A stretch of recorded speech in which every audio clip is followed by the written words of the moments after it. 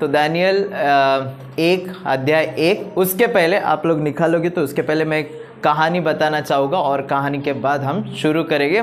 एक बार एक आदमी रहता है और उसका एक ज़मीन होती है, ठीक है। एक आदमी रहता है और उनकी एक ज़मीन होती है और वो ऐसा टहलते टहलते जाता है और देखता है कि मेरी जो ज़मीन है पूरी बंजर हो गई है। वो ऐसा देखता है कि मेरी ज़मीन क्या है, बंजर हो गई है और उसमें पत्थर पत्थर है करके। तो क्या करता है, वो पत्थर देखता है और फिर मन में सोच लेता है कि मैं क्या करता हूँ, इस ज़मीन को क्या करता हूँ, बेचता हूँ, ठीक है। तो फिर फाइनली वो अपने एक दोस्त को लेके आता है और उसको बेचता है।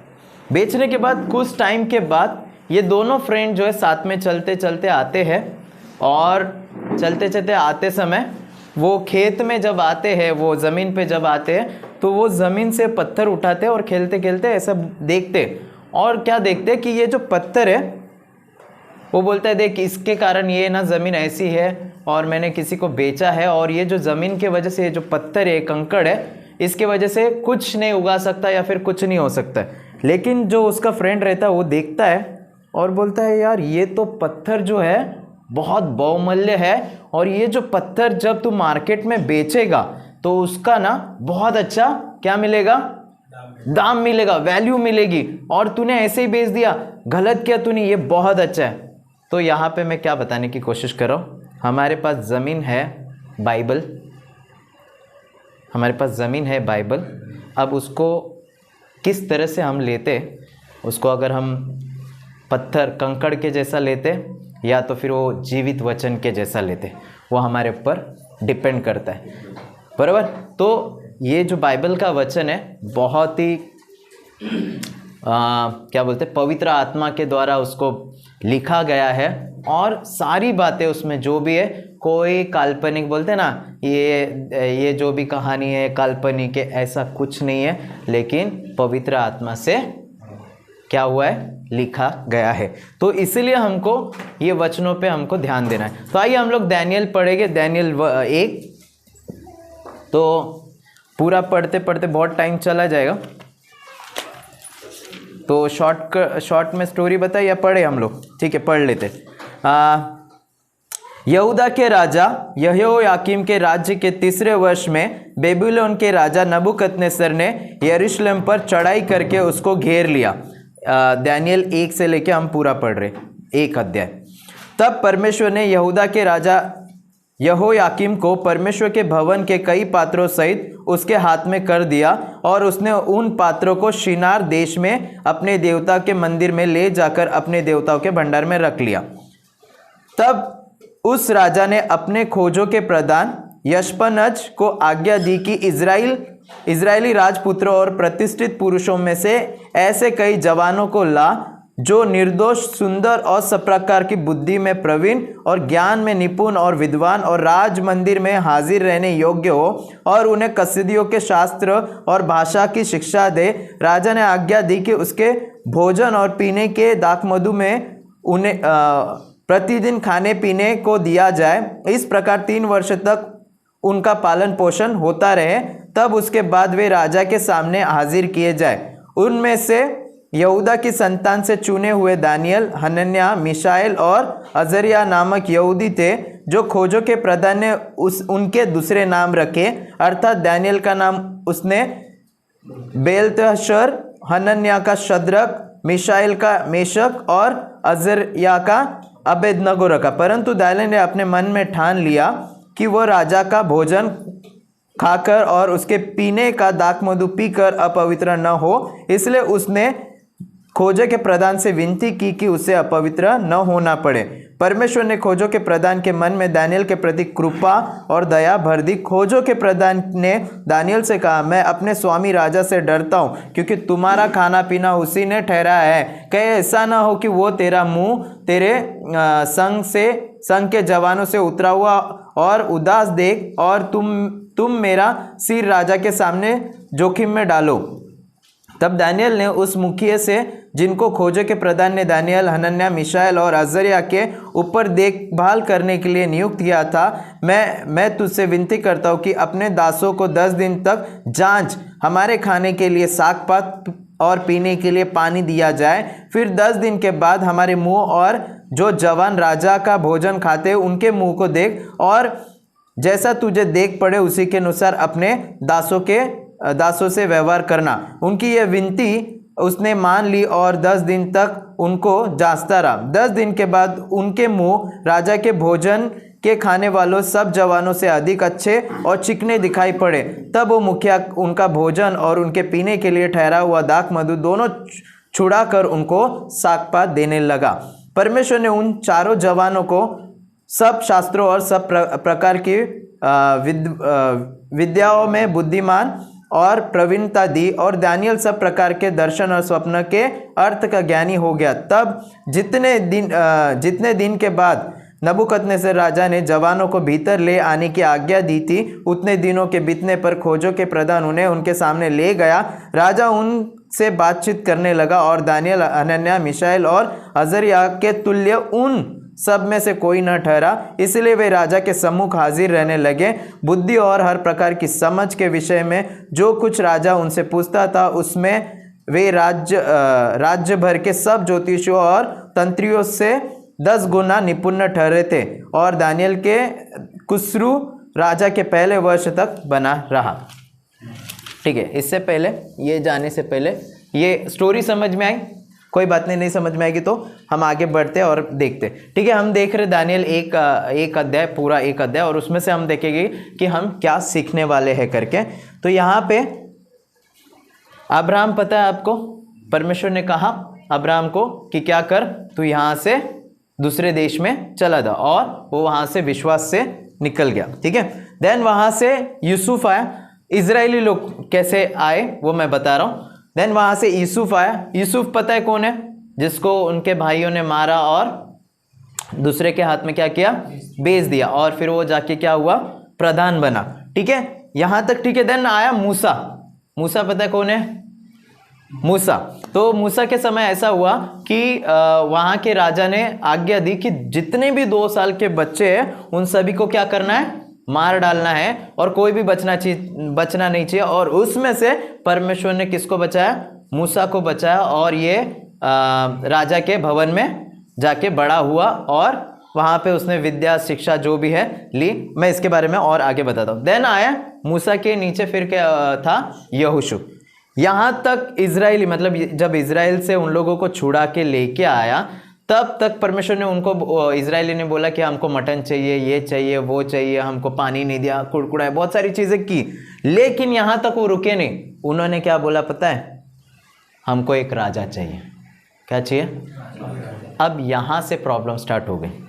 अब तक के दिए थे लीडर्स लोग, एक अगुवे दिए थे कि परमेश्वर मतलब उनकी अगुवाई करे, वो लोगों की अगुवाई करे। लेकिन इन्होंने इतना बड़ा राजा परमेश्वर होने के बाद भी उन्होंने क्या मांगा?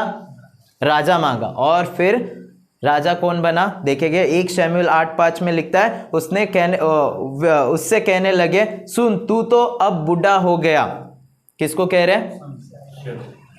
मूसा को। हाँ, नहीं, मूसा को ना, राजा बना। हाँ, उसने कहने लगे, सुन तू तो अब बूढ़ा हो गया और तेरे पुत्र तेरी राह पर नहीं चलते।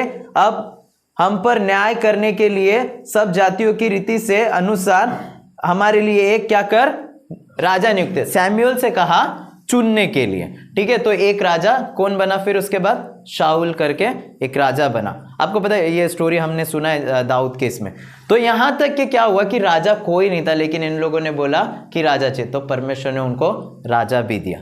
अब वो भूलते जा रहे थे कि हमारा राजा कौन है करके। ठीक है, आगे बढ़ते हम लोग। ठीक है, शाऊल राजा आया, दाऊद आया, सुलेमान आया, ऐसे टोटल 22 से 23 राजा कुछ आए। ठीक है, और फिर बाद में देखेंगे हम लोग। अब एक यिर्मयाह 25 का एक वचन है, वो पढ़ते और फिर मैं स्टोरी को आपको एक्सप्लेन करता हूँ। कोई पढ़ेगा? 6 से पढ़ेंगे तो अच्छा रहेगा। यिर्मयाह 6, तो इसमें भविष्यवाणी की है काफ़ी साल पहले। ठीक है, जब इजरायली को छोड़ के लेके आए तो उसके काफी साल पहले भविष्यवाणी की गई थी यिर्मयाह ने। वो क्या भविष्यवाणी थी वो देखेंगे हम। हाँ, और दूसरे देवताओं के पीछे होकर उनकी उपासना और उनको दंडवत मत करो, और न अपनी बनाई हुई वस्तुओं के द्वारा मुझे रिस दिलाओ, तब मैं तुम्हारी कुछ हानि न करूंगा। यह सुनने पर भी तुमने मेरी नहीं मानी, वरन अपनी बनाई हुई मूर्तों के द्वारा मुझे रिस दिलाते आए हो, जिससे तुम्हारी हानि हो सकती है। यहोवा की यही वाणी है। ठीक है, आगे आगे 9 और आगे। इसलिए सेनाओं का यहोवा यूं कहता है, तुमने जो मेरे वचन नहीं माने, इसलिए सुनो, मैं उत्तर में रहने वाले सब कुलों को बुलाऊंगा और अपने दास बेबीलोन के राजा नबूकदनेस्सर को बुलवा भेजूंगा। भैया थैंक यू। तो यहाँ पे देखिए, कुछ साल पहले, मतलब बहुत साल पहले परमेश्वर ने यिर्मयाह के द्वारा एक भविष्यवाणी करके रखी। इजराइल के लोगों ने क्या मांगा? राजा मांगा। और यिर्मयाह लिखता है कि कौन आएगा? एक राजा आएगा। ठीक है, और क्या होगा? 10वां वचन पढ़ेंगे हम। आप पूरा पढ़ लेना, लेकिन अभी 10 पढ़ेंगे हम। मैं ऐसा करूंगा कि इनमें ना तो हर्ष और ना आनंद का शब्द सुनाई पड़ेगा, और ना दूल्हे या दुल्हन का और ना चक्की का भी शब्द सुनाई पड़ेगा, और ना इनमें दिया जलेगा। सारी जातियों का यह देश उजाड़ ही उजाड़ होगा, और ये सब जातियां 70 वर्ष तक बेबीलोन के राजा के अधीन रहेगी। बस, थैंक यू। तो यहाँ तक के देखिए कि जैसे यिर्मयाह ने भविष्यवाणी की, और अब यहाँ पे एंट्री होती है नबूकदनेस्सर की। अब यहाँ पे एंट्री होती है नबूकदनेस्सर राजा की, जहाँ पे वो क्या कर रहा है कि उस देश पर चढ़ाई कर रहा है, इजराइल पर चढ़ाई कर रहा है, और वहाँ से लोगों को क्या कर रहा है? ला रहा है। और ये दानियल एक अध्याय, उसमें वो चीज़ें हैं कि कैसे उनको लेके आया और उनसे क्या क्या किया। तो ये अध्याय में हम लोग देखेंगे नबूकदनेस्सर ने पहला क्या किया कि इजराइल के ऊपर चढ़ाई किया, और वहाँ से जब आ रहे थे तो एक और नोट करने की बात है कि परमेश्वर के भवन के जो पात्र थे, परमेश्वर के भवन के जो पात्र थे, वो शिनार देश में जाके दूसरे देवताओं के साथ रखा। बाइबल बताती है दानियल 1 में क्या किया? नबूकदनेस्सर ने इजराइल के ऊपर चढ़ाई की, उसको जीत लिया, उनके लोगों को ले लिया, लेकिन उसने क्या किया? वहां के परमेश्वर के भवन का जो वेदी वगैरह होता है उसको क्या किया? लिया और दूसरे देवताओं के साथ रखा। अब यहाँ पे एक बात सीखने की है, मूर्ति पूजा बहुत डेंजरस है, और इसके कारण इजरायली लोग उस देश तक नहीं पहुंचे। क्योंकि क्या होता है, कोई भी ज़रूरी नहीं है कि मूर्ति मतलब स्टैचू कोई बना हुआ। मूर्ति पूजा मतलब अगर हम कोई इमेज करते, किसी को बहुत उसकी आराधना, इमेज का मतलब एक सोच विचार करते। जैसे कि एक एग्जाम्पल मेरे दिल और दिमाग में समझो कोई हीरो हीरोइन है, कोई भी, या फिर पिक्चर का गाना या कोई भी, वो मेरे लिए मूर्ति पूजा हो गया। कोई भी, ज़रूरी नहीं है कि कोई हमने स्टैचू लगाया। तो अभी बहुत सारे लोग हमने देखा है कि बहुत सारे घरों पे यीशु का फोटो होता है, लेकिन यीशु मसीह जो है, अगर देखने जाएंगे, ये जो यीशु का फोटो है वो किसी एक्टर ने एक्टिंग की है। किसी एक्टर ने, किसी मनुष्य ने क्या किया? एक्टिंग की है, और लोगों ने उसको क्या किया? रखा है। तो मूर्ति पूजा कोई भी हो, परमेश्वर घृणा करता है, और वहाँ पे चोरी न करना और मूर्ति न पूजा न करना। और अब जैसे एक एग्जाम्पल, मेरा फ्रेंड है, ठीक है, मेरा फ्रेंड है, और मेरा फ्रेंड जो है अब मेरे साथ था और थोड़े दिन के बाद दूसरे के साथ रहने लगेगा, तो जलन तो होगी ना। तो परमेश्वर हक के साथ जलन करता है, ठीक है। यहाँ पे जलन करने का मतलब नेगेटिव मत लीजिए, लेकिन मूर्ति पूजा जो है वो बहुत नुकसान पहुंचाता है, वो आगे हम देखेंगे। देन उसके बाद यहाँ पे जवानों को चुना। किसको? दानियल के पहले अध्याय में किसको चुना? राजा ने आज्ञा दी, किसको दी? खोजे का मतलब है यहाँ पे कैसे हिंदी में कैसे बोले उसको? थर्ड जेंडर, ठीक है। खोजे का मतलब है वहाँ उस समय पे ऐसा होता था कि राजा के दरबार में जो रहते थे वो थर्ड जेंडर जो रहते हैं उनको ये सब काम होते थे। तो उनको बोला क्या कर कि जवानों को, अच्छे जवानों को, अगर वहां पे आप पढ़ोगे सुंदर और अच्छे जवानों को चुन, और उसमें से बहुत सारे जवानों को चुना, लेकिन इन लोगों के नाम है। और यहाँ पे दानियल और क्या बताया हमने, मेशक, अबेदनगो, ये बाद में नाम आए, ठीक है। उसके पहले के नाम क्या है हम पढ़ेंगे। हाँ, उनमें यहूदा की संतान से चुने हुए दानियल, हनन्याह, मिशाएल और अजरिया नामक यहूदी थे, ठीक है। तो इन लोगों को वहां पे क्या किया, चुना गया। और भी उनके साथ जवान थे, लेकिन इनका नाम है।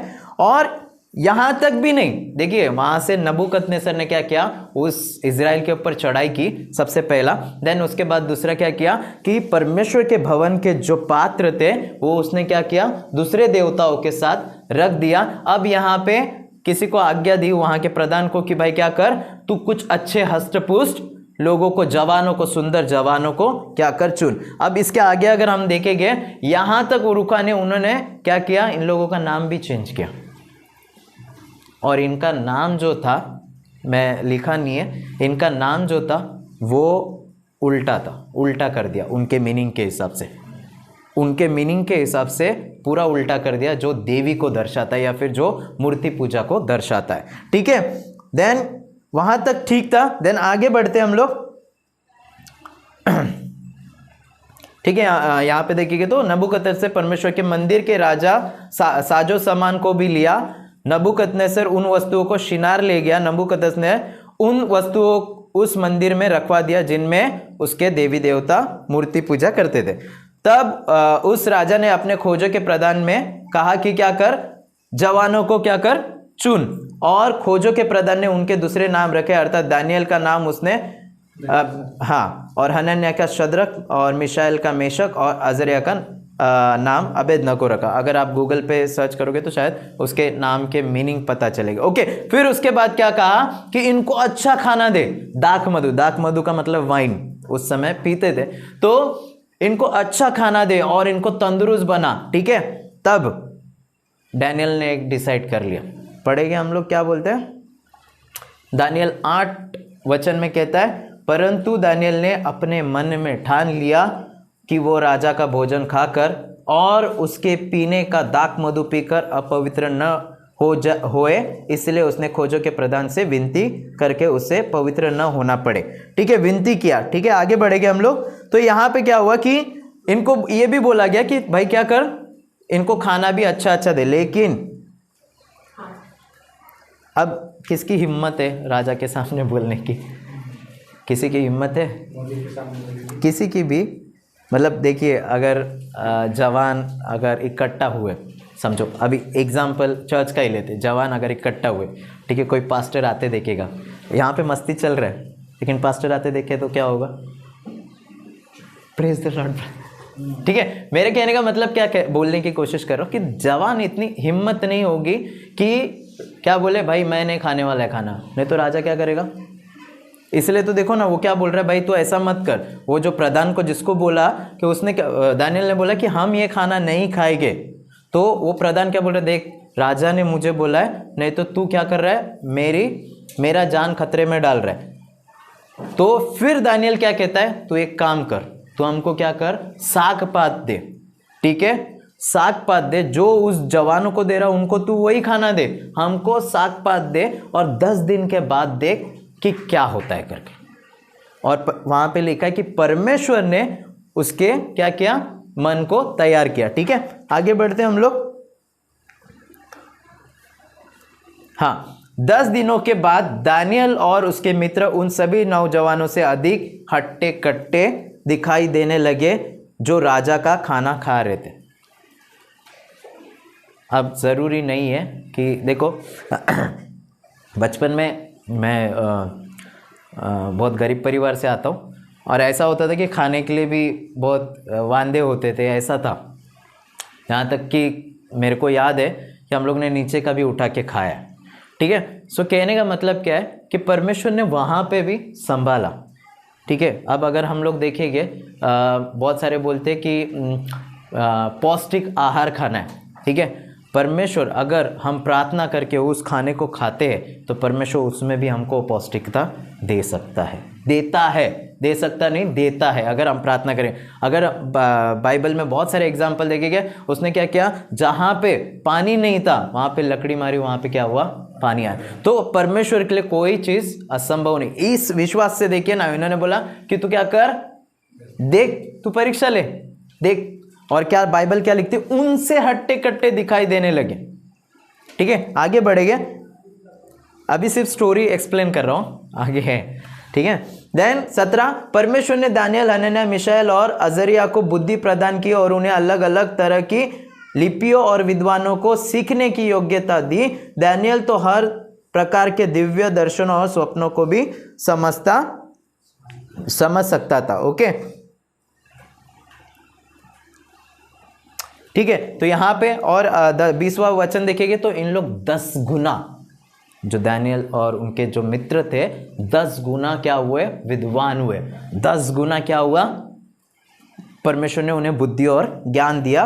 और फिर लास्ट में ये लिखता है कि वो राजा के सामने बने रहे।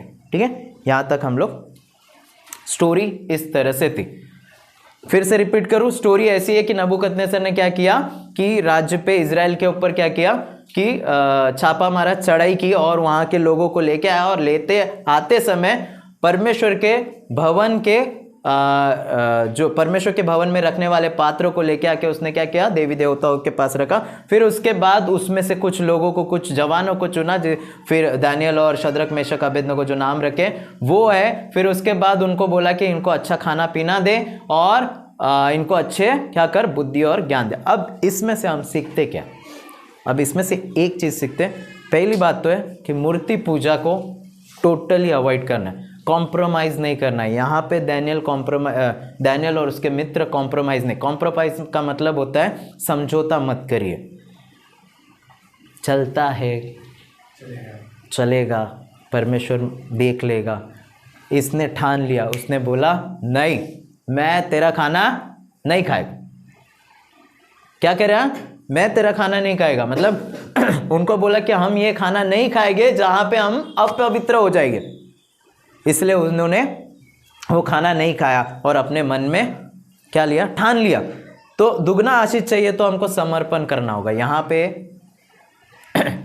दानियल और उनके मित्रों ने समर्पण किया कि हम क्या करेंगे, खाना नहीं खाएंगे। समर्पण का मतलब होता है एक डेडिकेशन, एक कमिटमेंट, या फिर एक ठान लेना कि नहीं, इस बार तो मैं ऐसा करूँगा, इस बार तो मैं, एक ठान लेना। ठीक है,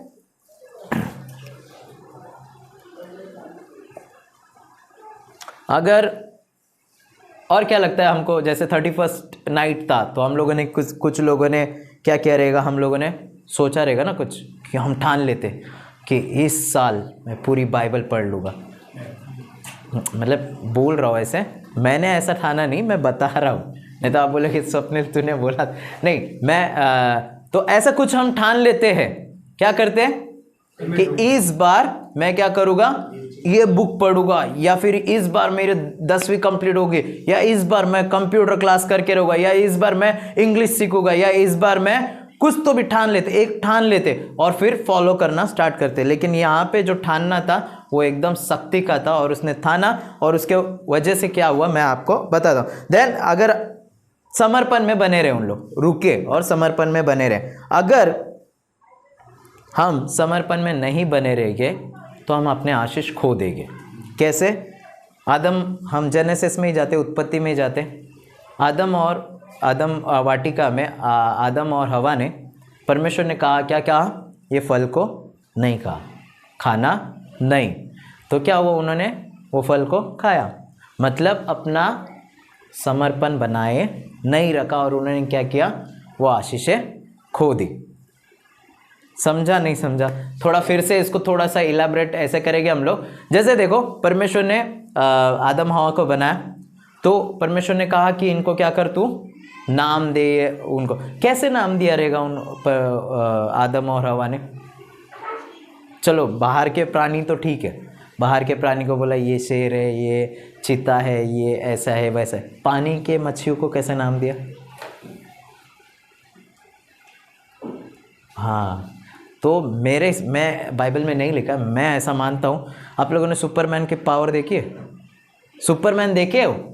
तो मुझे ऐसा लगता है कि वो एकदम ऐसा जाता था डीप जाके सबके नाम रख के आया, क्योंकि ऐसी सामर्थ्य थी तभी। लेकिन पाप जैसे ही पाप किया वैसे ही क्या हुआ, वो सामर्थ्य। लेकिन परमेश्वर ने वहाँ पे भी उत्पत्ति में लिखता है कि मैं क्या करूँगा, एक बीज उत्पन्न करूँगा, जो वहाँ पे मसीह के बारे में बता रहा है कि ये फिर से मैं क्या करने वाला हूँ, लौटाने वाला हूँ। परमेश्वर की वहाँ पे भी योजना है। यहाँ पे मैं क्या बताने की कोशिश कर रहा हूँ कि उन्होंने समर्पण बनाए नहीं रखा और अपनी आशीषें खो दी। ठीक है, इजराइल लोगों ने अपना समर्पण नहीं बनाए रखा और अपनी आशीषें खो दी। उन्होंने बोला हमको राजा चाहिए, दे दिया राजा, फिर आगे फिर प्रॉब्लम हुआ। ठीक है, फिर हमें भी हमारा समर्पण बनाए रखना चाहिए। कभी कभी हमको लगता है यार कि ये प्रार्थना का उत्तर नहीं मिल रहा है, लेकिन हमको उस प्रार्थना में बने रहना है कि हाँ परमेश्वर तू देगा। ठान लेना है कि मेरा समर्पण, ठीक है, वो समर्पण कि नहीं, हाँ परमेश्वर देगा करके। अगर हम ठान लेते हैं और परमेश्वर के लिए रुकते हैं तो ज़रूर हमको वो आशीष मिलेगी, और वो आशीष जो मिलेगी दुगनी मिलेगी, डबल मिलेगी। ठीक है, जैसे जिसने समर्पण नहीं रखा, जैसे मोजेस था, मूसा को कहा, क्या हुआ कि राजा ने क्या किया, वहाँ के पूरे एरिया के जितने भी थे लोग, बच्चों को क्या किया, 2 साल के नीचे के जितने भी बच्चे थे उनको मार डाला। लेकिन वहाँ पे मूसा को परमेश्वर ने बचाया और इसका फिर पालन पोषण कहाँ पे हुआ, राजा के घर में हुआ। और फिर वो क्या करता है, थोड़ा अगर आते बड़े होते तो क्या करता है, किसी का मर्डर करके भाग जाता है। 40 साल लगा फिर से वो समर्पण पाने के लिए, वहाँ से भाग जाता है और फिर 40 साल वेट हुआ, मतलब समर्पण खो दिया उसने। अगर वो बनाए रहता तो शायद वो बोल के भी क्या करता, तभी इजराइल लोगों को छुड़ा के ले जा सकता था। ठीक है, देन और उड़ाऊ पुत्र की स्टोरी पता है आपको? वहाँ 2 भैया ने बताया था कि 2 बेटे होते, एक बड़ा एक छोटा। छोटा बेटा बोलता है कि मेरे को मेरी क्या चाहिए, अब उसी का ही है, वो दोनों का ही है। लेकिन तो भी क्या किया उसने, संपत्ति, समर्पण में अपने विश्वास में, अपने समर्पण में बने नहीं रहे, और क्या हुआ, फिर उसने वो खो दिया। लेकिन परमेश्वर फिर से उसको क्या करता है, ले लेता है। कहने का मतलब यहाँ पे कि हमारा समर्पण, चाहे आप कुछ भी करें, कोई भी कमिटमेंट कर रहे हो, उसमें बने रहे, उसमें विश्वास योग्य रहे, और परमेश्वर उसमें 10 गुना आशीष देता है। ठीक है, आराधना करते समय हम अपना समर्पण बनाए रखें। चर्च में आते समय कह रहे यार बहुत टाइम से जा रहे, कुछ हो नहीं हो रहा है, बहुत टाइम से हम जा रहे, क्या वो चर्च तो होता है, वो एक जन आते, 3-4 लोग आते, वर्शिप लेते, फिर थोड़े देर के बाद कोई आता है, कुछ समझा के जाता है, कुछ नहीं हो रहा है। समर्पण बना के रखिए, दुगनी आशीष आने वाली है। आमीन। समर्पण, अगर हम वो समर्पण बना के रखेंगे, वो दुगनी आशीष हमको मिलने वाली है। अपना विश्वास पूरी तरह से परमेश्वर पे रखिए, और विश्वास, ठीक है, ये विश्वास के बारे में एक बात बताता हूँ। जब मेरी शादी, मतलब 18 दिसंबर को हमारा कोर्ट मैरिज हुआ, किशन और मेरा कोर्ट मैरिज हुआ, और मैं मतलब जहाँ पे हम चर्च चला रहे थे, जिस बिल्डिंग में, और उस समय क्या हुआ ना, मेरी सैलरी ज़्यादा नहीं थी, और उस समय ऐसा था कि सब पहचानते, और मेरे पास मिठाई लेने के लिए भी पैसे नहीं थे, और वहाँ से हम लोग आए, तो मैं सोचते सोचते आया कि क्या दूँ मैं, मतलब क्या बोलूँ और क्या दूँ, बोला कुछ तो भी मिठाई देना पड़ेगा। तो हम लोग जस्ट गाड़ी से सिग्नल से आ रहे थे, मैं और मेरे पीछे अनीस करके बैठा था, और जस्ट सिग्नल लगा और हम लोग वेट किए, और 2000 की नोट मिली। ये परमेश्वर की योजना थी, मैं तो ऐसा ही मानता हूँ, बाकी कोई माने ना माने, लेकिन मुझे पता है कि वो परमेश्वर ने 2000 मुझे दिया और मैंने स्वीट बांट दिया। ठीक है, ये परमेश्वर के लिए बहुत, मतलब लाइक मेरे लिए ना वो एकदम चमत्कार के जैसा था उस समय। ठीक है, उस समय मेरे लिए बहुत वो इम्पॉर्टेंट था और चमत्कार के लिए था, क्योंकि मैं मेरे मन में सोच रहा था कि मैं क्या दूँ, मुझे नहीं अच्छा लगता किसी से मांगने, लेकिन परमेश्वर ने वो योजना बना के, और उसने योजना बनाई थी और वो पूरी की, और मुझे वो मिला। अब विश्वास की बात बता रहा हूँ। तो हमारा समर्पण अगर हम परमेश्वर में है तो परमेश्वर कैसे भी आपको हमको प्रोवाइड करके देता है, कैसे भी करता है। जब मेरा घर लेने का था, मैंने आपको बहुत बार बताया रहेगा, फिर से बताने की कोशिश करता हूँ, जब हम लोगों को घर खरीदना था खुद का, तो किशन और मैंने टोटल मारा।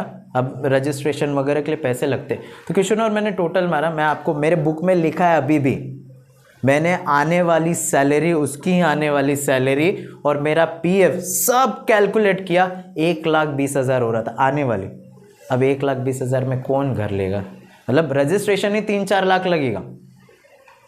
लेकिन परमेश्वर किसी का ऋणी नहीं है, मतलब कर्जदार नहीं, उसने किया और वो उसी साल में मैंने घर ले लिया। परमेश्वर ने कैसे वो लेके आया मुझे नहीं पता, मतलब मेरे पास कैसे पैसे आए अगर मैं देखूंगा ना, फिर मैंने देखा अरे इतने पैसे कहाँ से आए, मतलब देखा मैंने, तो परमेश्वर सारी योजना करता है। हम अपना समर्पण बनाए रखें, परमेश्वर ज़रूर हमको आशीष देगा। ठीक है, जैसे हम देखेंगे एलीशा 2 राजा 2 में, एलीशा जो है, एलिया जब जा रहा था तो एलीशा उनके पीछे था, तो एलिया क्या कहता है कि तू जा यहाँ से, तो बोलता है नहीं मैं क्या करूँगा, तेरे पीछे आऊँगा। तो 2 राजा 2 में कहता है, एलिया ने एलीशा से कहा, यहोवा मुझे बेतेल तक भेजता है, इसलिए तू यही ठहरा रह। एलीशा ने कहा, यहोवा और तेरे जीवन की शपथ, मैं तुझे नहीं छोड़ने का। इसलिए वे बेतेल को चले गए। ठीक है, अगर एलीशा वहाँ से अपना समर्पण बनाए नहीं रखता तो दुगना, बाइबल कहती है कि उसने दुगना, कितना? दुगना आशीष पाया। एलिया से डबल उसने आशीष पाया। फिर दूसरा एग्जाम्पल है, अगर हम देखेंगे अय्यूब का, अय्यूब से सारी चीजें शैतान ने ले ली, लेकिन अगर आप अंत के वचन पढ़ोगे, ठीक है, यहां पे अंत के वचन पढ़ोगे 42:12, और यहोवा ने अय्यूब के पिछले दिनों में उसको अगले दिनों से अधिक आशीष दी, और उसके 14,000 भेड़ बकरियां, 6,000 ऊंट, 1,000 जोड़ी बैल और 1,000 गधिया को हो गई, और उसके 7 बेटे और 3 बेटियां भी उत्पन्न हुई। इनमें से उसने जेठी बेटी का नाम, ठीक है, 15, और उस सारे देश में ऐसी स्त्रियां कहीं नहीं थी जो अय्यूब की बेटियों के समान सुंदर हो, और उनके पिता ने उनको उनके भाइयों के संग संपत्ति दी। देखो पूरा निकल गया पूरा, लेकिन उसने अपना समर्पण बनाया रखा। वो एक कहता भी है, क्या कहता है कि मैं परमेश्वर में बना रहूँगा। वो कहता है कि परमेश्वर ने दिया, परमेश्वर ने लिया, तो भी वो परमेश्वर में, इतनी प्रॉब्लम आई लेकिन वो क्या बोला, परमेश्वर में बना रहा। उसका समर्पण उसको कितना आशीष दिया? बहुत दुगना आशीष दिया। ठीक है, यूसुफ का हमने देखा, उसने अपना समर्पण बनाया और वो क्या बना? मंत्री बना। ठीक है, अब यहां पे आते दानियल के समय। यहां पे अगर हम देखेंगे दानियल के इसमें,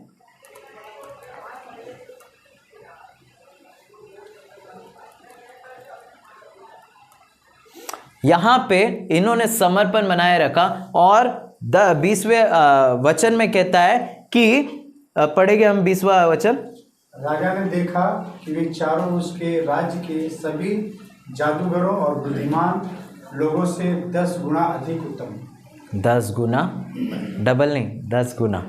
तो अगर मैं और आप परमेश्वर में समर्पण, अपना समर्पण बनाए रखेंगे, अपना विश्वास योग्य बनाए रखें, परमेश्वर ज़रूर हमको क्या करेगा? आशीषित करेगा, और आने वाले दिनों में और भी हम आशीषित होते रहेंगे। जैसे चंदू भाई अपनी गवाही बताते रहते, ठीक है, मैं चंदू भाई को बचपन से ही देखते आ रहा हूँ, मैं जैसा जैसा बड़ा हो रहा हूँ, सीमा दीदी और चंदू भाई को देखते ही आ रहा हूँ। तो उनके पास भी कुछ नहीं था, मेरे पास भी कुछ नहीं था, लेकिन एक चीज़ है, हम लोग विनी भैया के घर पे सबके लिए प्रार्थना करते थे कि इनका घर हो जाए, इनका घर हो जाए, इनका घर हो जाए, इनका घर हो जाए। और आज अगर वो प्रार्थना को अगर उठा के देखते कि जो हमने प्रार्थना विषय रखे थे, वो सारे लोगों के अपने अपने घर हैं।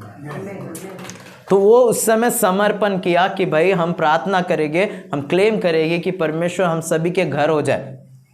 और वो सभी लोग, आज मैं देखूंगा तो सारे लोग उनके सब अपने अपने घर है। तो हमको एक समर्पण बना के रखना है कि प्रार्थना में वो उस विषय के लिए हमको प्रार्थना करते रहना है, और परमेश्वर ज़रूर हमको क्या करेगा, आशीष करेगा। दानियल और शद्रक मेशक अबेदनगो इनके जैसा हमको क्या करेगा, आशीषित करेगा। और जैसे यहाँ पे लिखा है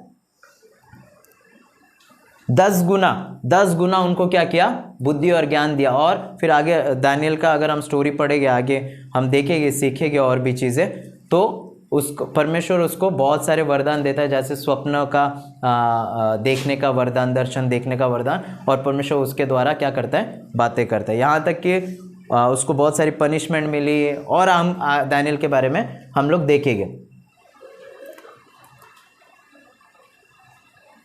तो यहाँ पे क्या क्या सीखे हम लोग, क्या चीज़ें सीखे? मूर्ति पूजा के ऊपर ज़्यादा जोर नहीं दिया, लेकिन आप सभी को पता है मूर्ति पूजा परमेश्वर को कतई पसंद नहीं है। कोई भी, चाहे हम टीवी हो, कुछ भी हो, अगर उसको हम हमारे दिल और दिमाग में बैठाते हैं तो वो हमारे लिए क्या है, मूर्ति पूजा है। ज़रूरी नहीं है कि मूर्ति ही होना चाहिए। देन उसके बाद हमने देखा कि परमेश्वर पर भरोसा रखिए और समर्पण रखिए, अपना समर्पण रखिए, अपना हमारा कमिटमेंट रखिए कि हाँ मैं ऐसा करूँगा और परमेश्वर के भवन में ये करूँगा। इस अगर उत्तर नहीं मिलता है तो भी अगर हम बने रहेंगे तो परमेश्वर हमको 10 गुना आशीषित करेगा। आइए हम प्रार्थना करेंगे, उसका खत्म करते हैं। प्रभु जी धन्यवाद देते इस समय के लिए और इस वचनों के लिए परमेश्वर, दानियल और परमेश्वर उनके मित्रों के द्वारा जो भी हमको आपने सिखाया परमेश्वर, होने दीजिए कि उनके जैसा उन्होंने मन में ठान लिया कि हम ये अपवित्र भोजन नहीं खाएंगे, वैसे ही तू हमारे मन में इच्छा पैदा कर, ताकि परमेश्वर हम तेरे वचनों में बढ़ते जाए और परमेश्वर तेरे कलीसिया में कुछ कमिटमेंट कर सके कि ये चीज़ें हम करेंगे और परमेश्वर को हम और ऊंचा उठाएंगे। और प्रभु हमें पता है कि तू हमें आशीष देगा। प्रभु धन्यवाद देते यहाँ पे सभी बेटे और सभी के लिए हम तेरे नाम से दुआ करते परमेश्वर कि आने वाले दिनों में और आशीषित कर प्रभु, और कलीसिया में उन्नति हो परमेश्वर, और कलीसिया बढ़ते चले जाए परमेश्वर, ऐसा होने दीजिए। धन्यवाद देते इस वचनों के लिए, प्रार्थना यीशु के नाम से मांगते हैं, आमीन।